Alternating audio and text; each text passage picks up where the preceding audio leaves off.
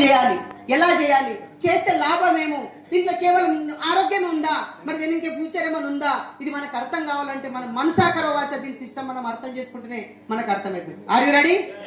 Thank you.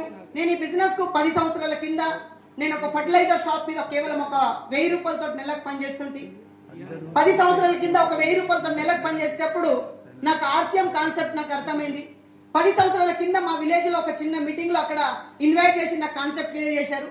Market కొన్న వాళ్ళ loss ఏమైతుంది, ఆర్సిఎం లో కొన్న వాళ్ళ బెనిఫిట్స్ ఏమైతుంది, ఆ రోజు నాకు ఇది 10 సంవత్సరాల కింద చెప్పారండి. ఆ రోజు నాకు ఒక 2 మాటలు అక్కడ అర్థమైనాయి.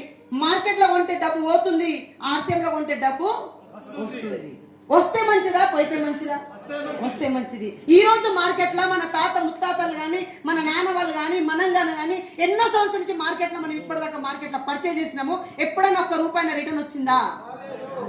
కేవలం ఆర్సిఎం లా దుకాణం మార్చిన వల్ల, ఆర్సిఎం లా కేవలం ప్రొడక్ట్ పర్చేజ్ చేసిన వల్ల ఫస్ట్ ముందు ఆరోగ్యం కాపాడుతుంది. ఆరోగ్యమే మహాభాగ్యం. ఆరోగ్యపరంగా ఫస్ట్ ఇంపార్టెంట్ బెనిఫిట్ అవుతుంది. సెకండ్ బెనిఫిట్ ఏమవుతుందంటే, ఇక్కడ పర్చేజ్ చేసిన వల్ల మనం ఏదైతే మార్కెట్ లో వేస్ట్ డబ్బు, ఎక్కడ మార్కెట్ లో పోయే డబ్బు, అది మనకు రిటర్న్ వస్తుంది.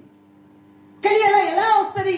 इस बिजनेस में किस तरीके से पैसा कमा सकते, पैसा कैसा आ सकता, इसके बारे में हर चीज यहाँ पे बताने के लिए आज अपन खुश नसीब वाले